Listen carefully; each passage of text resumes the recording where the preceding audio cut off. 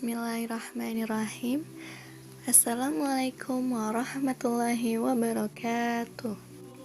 Perkenalkan, nama saya Winda Indriani dari jurusan Ilmu Pendidikan Agama Islam kelas B 2018 Universitas Pendidikan Indonesia.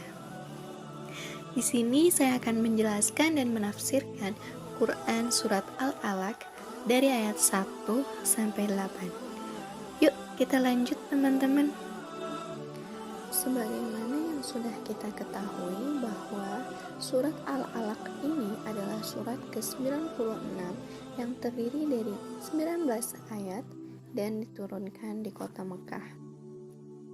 Surat ini adalah surat pertama yang diturunkan oleh Allah Subhanahu wa taala kepada Nabi Muhammad sallallahu alaihi wasallam. Bismillahirrahmanirrahim.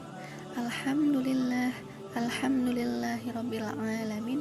Wassalatu wassalamu ala asrafil anbiya'i wal mursalin wa ala alihi wa sahbihi ajma'in. Amma ba'du. Saya akan membacakan surat Al-Alaq dari ayat 1 hingga 8. A'udzu billahi minasyaitonir rajim. Bismillahirrahmanirrahim. Iqra bismi rabbikal ladzi khalaq. Khalaqal insana min 'alaq. Iqra wa rabbukal akram. Alladzi 'allama bil qalam. 'Allamal insana ma lam ya'lam. Kalla innal insana layatgha ar-ra'ahu istaghna. Inna ila rabbikar ruj'a. Shadaqallahul azim. Bismillahirrahmanirrahim. Iqra bismi rabbikal ladzi khalaq, yang artinya bacalah dengan menyebut nama Tuhanmu yang menciptakan. Ayat pertama ini dalam tafsir Fidilal Al-Quran dikatakan bahwa ayat pertama surat Al-Alaq adalah pembelajaran pertama yang Allah Subhanahu wa taala berikan kepada Rasulullah Shallallahu alaihi wasallam, yaitu tentang sifat Allah yang Maha Pencipta. Kemudian Imam At-Tabari juga menjelaskan bahwa ayat ini menunjukkan adanya perintah yang diberikan oleh Allah Subhanahu wa taala kepada Rasulullah Shallallahu alaihi wasallam membaca dengan disertai menyebut nama Allah yang menciptakan manusia. Kata Iqra di sini yaitu bacalah. Pada ayat ini bukan perintah untuk membaca apa yang ada pada teks ataupun naskah. Namun demikian, jika kita mencermati sebab turunnya ayat ini, terlihat bahwa malaikat Jibril tidak membawa teks tertulis untuk dibaca. Ini mengandung bahwa makna kata Iqra yaitu bacalah di sini bukan perintah untuk membaca suatu teks ataupun naskah tertulis, tetapi membaca fenomena-fenomena atau realitas-realitas yang ada, seperti fenomena alam dan fenomena sosial. Hal ini diperkuat oleh suatu kaidah yang menyatakan bahwa apabila suatu kerja yang membutuhkan objek tetapi tidak disebutkan objeknya, maka objek yang dimaksud berarti bersifat umum, mencakup segala sesuatu yang ada dijangkau oleh kata tersebut. Jadi, dapat disimpulkan bahwa objek kata Iqra tidak disebutkan, maka makna Iqra bukan hanya sekedar membaca teks ataupun naskah, tetapi bisa bermakna menelaah, meriset, merenungkan, bereksperimen, berkontemplasi, dan sebagainya. Objeknya di sini bisa berupa bacaan suci yang datangnya dari Allah Subhanahu wa taala. Ayat kedua yang berbunyi khalaqal insana min 'alaq. yang artinya Dia telah menciptakan manusia dari segumpal darah. Dalam ayat kedua ini mengandung bahwa Tuhan menciptakan manusia dari segumpal darah yang menjadikan manusia itu sempurna, namun manusia itu diberi kekuasaan untuk menundukkan yang ada di bumi. Adapun dalam tafsir Fidilal Al-Quran dijelaskan bahwa dalam ayat kedua ini menunjukkan bahwa Allah Subhanahu wa Ta'ala memuliakan manusia melebihi kodratnya dengan cara meningkatkan darah yang melekat pada rahim perempuan untuk menjadikan manusia yang memiliki potensi kecerdasan. Menurut Quraisy Shihab juga pada ayat ini, Allah Subhanahu wa Ta'ala menegaskan bahwa manusia merupakan makhluk pertama yang Allah sebutkan dalam Al-Quran. Hal ini bukan karena manusia diciptakan dengan bentuk sebaik-baiknya, tetapi karena Al-Quran diwahyukan kepada Rasulullah Shallallahu Alaihi Wasallam untuk dijadikan pedoman umat Islam.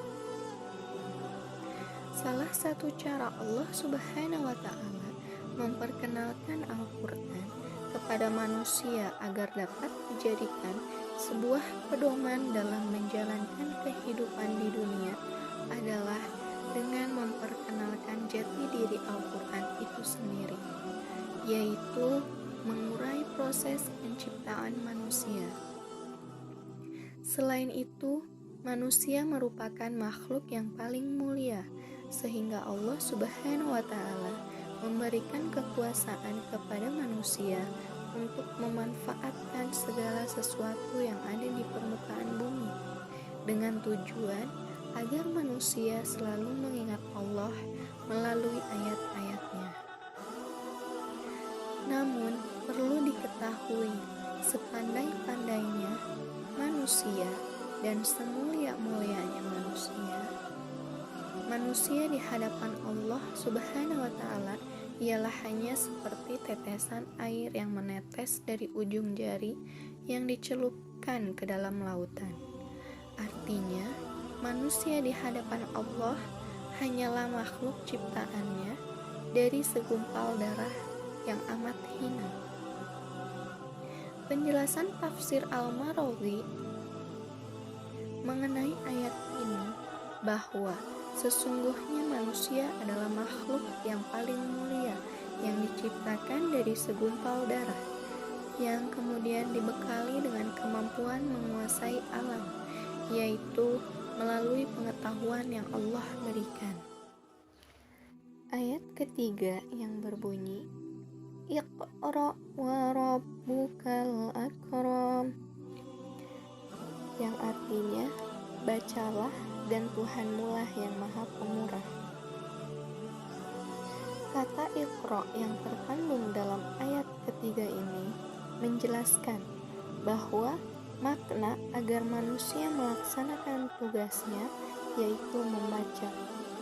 Allah Subhanahu wa Ta'ala mengulangi perintah ini agar manusia dapat lancar membaca dengan terus mengulang-ulangi bacaan agar lancar. Kata Rabbuka Akram mengandung makna bahwa Tuhan itu maha pemurah untuk semua orang, maka mudah baginya untuk memberi nikmat membaca dan menghafal huruf Al-Quran walaupun seseorang itu tidak mempelajari dahulu cara membaca huruf. Dalam keterangan lain disebutkan bahwa Dia mengajarkan manusia melalui perantaraan kalam atau pena, mengandung makna bahwa Allah Subhanahu wa Ta'ala mengajarkan manusia melalui perantara di antaranya kalam. Ada sebuah atsor yang menyebutkan bahwa hendaknya ilmu itu diikat dengan tulisan, dan juga barang siapa yang mengamalkan ilmu, maka Allah Subhanahu wa Ta'ala akan mewariskan kepadanya apa yang dia belum ketahui sebelumnya. Dalam tafsir Al-Azhar menjelaskan bahwa setelah Rasulullah Shallallahu Alaihi Wasallam diperintahkan untuk membaca pada ayat pertama, diberikan pengetahuan tentang penciptaan manusia pada ayat kedua, kemudian Allah memberikan penegasan bahwa Allah adalah zat yang paling mulia.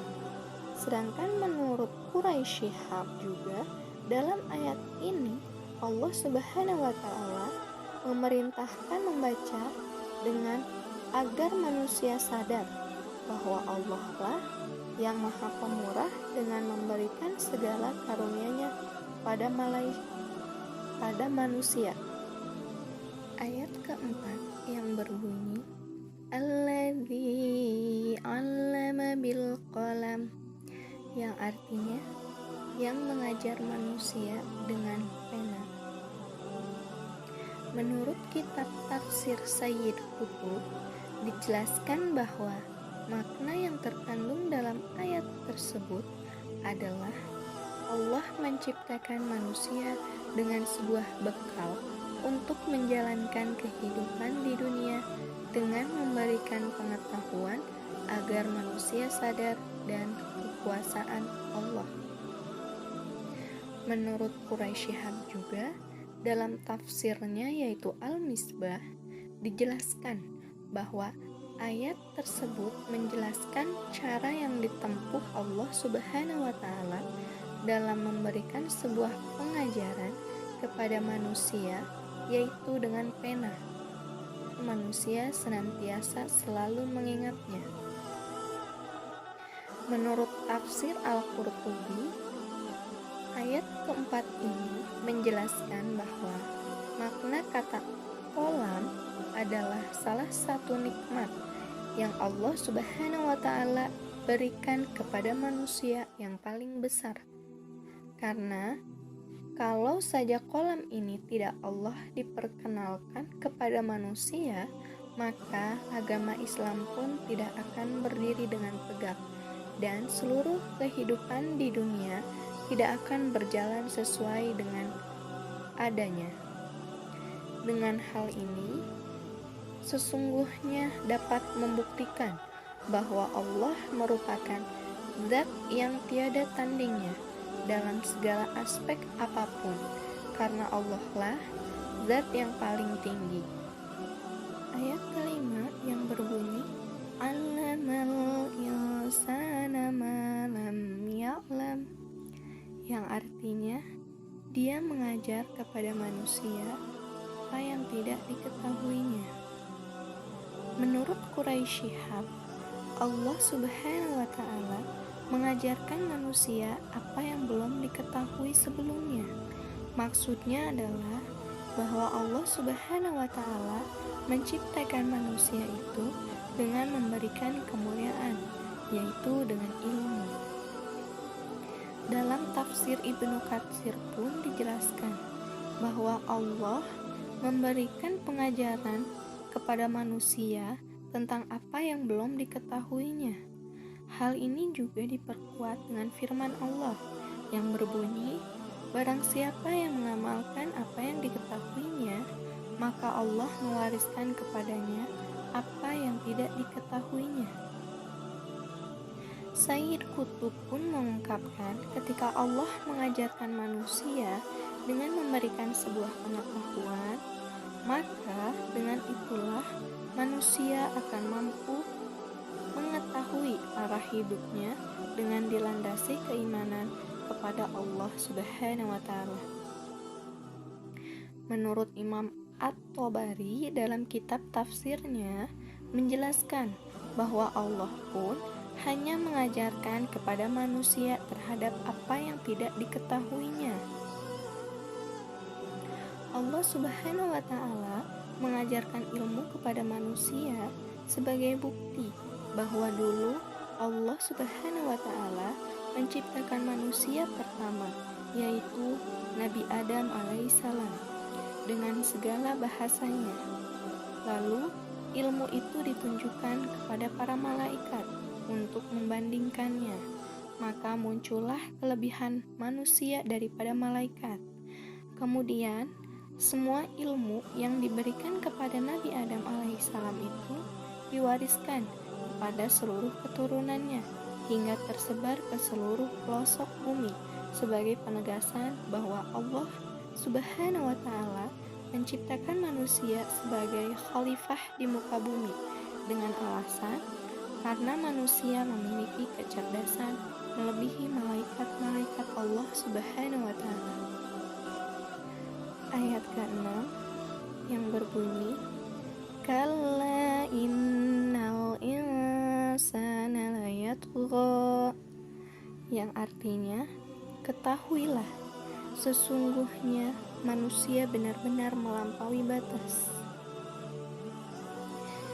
Dalam tafsir Al-Azhar dijelaskan bahwa ayat ini merupakan peringatan kepada Rasulullah Shallallahu Alaihi Wasallam sendiri yang akan menghadapi tugas berat menjadi Rasul. Dia akan berhadapan dengan manusia dan manusia itu pada umumnya mempunyai suatu sifat yang buruk. Dalam tafsir Fi Dilal Al-Quran menjelaskan bahwa manusia kebanyakan, manusia terutama yang beriman, mereka akan terjaga, kecuali kepada orang-orang yang tidak mau bersyukur kepada Allah atas nikmat yang Allah berikan kepada mereka. Di dalam tafsir At-Tabari juga dijelaskan bahwa manusia tidak berhak menyamakan Allah dengan segala sesuatu yang ada di dunia ini, karena Allah lah yang telah memberikan nikmat kepada seluruh manusia. Namun, tidak semua manusia mampu bersyukur atas nikmatnya. Ada juga manusia yang tidak dapat bersyukur kepada Allah Subhanahu wa Ta'ala atas nikmat yang ia peroleh. Sedangkan dalam tafsir Al-Azhar juga dijelaskan ayat ini merupakan sebuah peringatan kepada Rasulullah sendiri. Ayat ke-7 yang berbunyi, Ar-ra'ahu istaghna, yang artinya karena dia melihat dirinya serba cukup.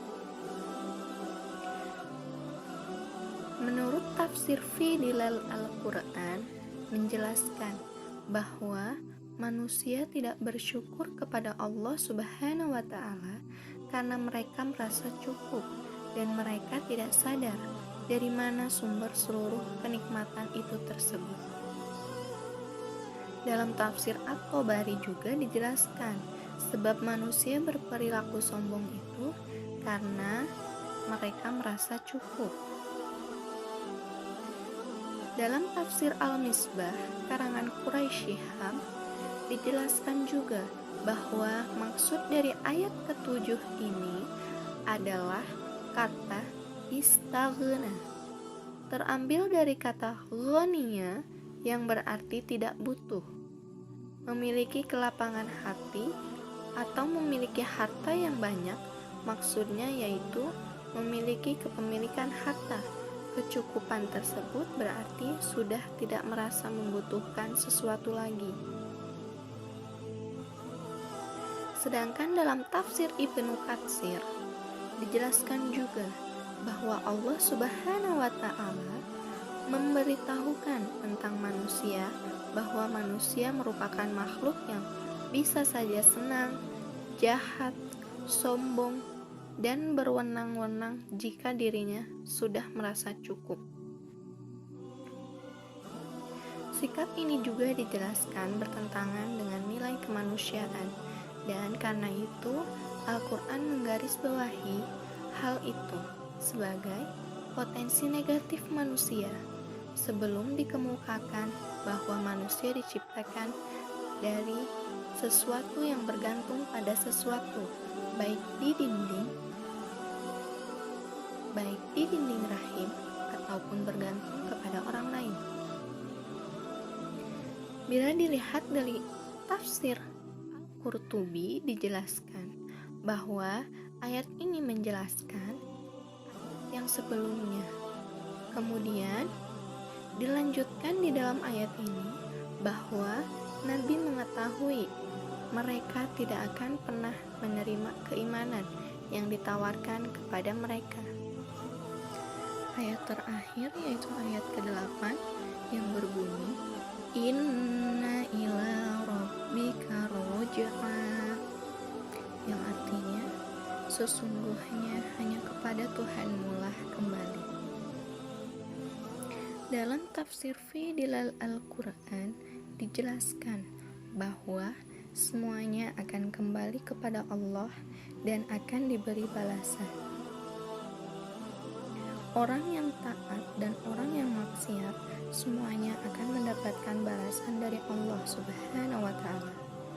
Dalam tafsir At-Tabari dijelaskan tempat kembali itu hanya Allah Subhanahu wa Ta'ala yang mengetahuinya, dan seluruh perbuatan manusia akan dibalas dengan seadil-adilnya. Menurut Quraisy Shihab pun dijelaskan bahwa ayat ini mengingatkan bahwa semua pihak sesungguhnya hanya kepada Allah Subhanahu wa Ta'ala segala sesuatu disandarkan. Alhamdulillah, saya sudah selesai menjelaskan serta mengupas arti dari Quran surat Al-Alaq ayat 1 hingga ayat 8. Mudah-mudahan apa yang telah saya paparkan itu menjadi ilmu yang bermanfaat untuk kita semua. Amin, amin ya rabbal alamin. Bila masih banyak kurangnya, saya pamit. Jangan lupa like and subscribe. Assalamualaikum warahmatullahi wabarakatuh.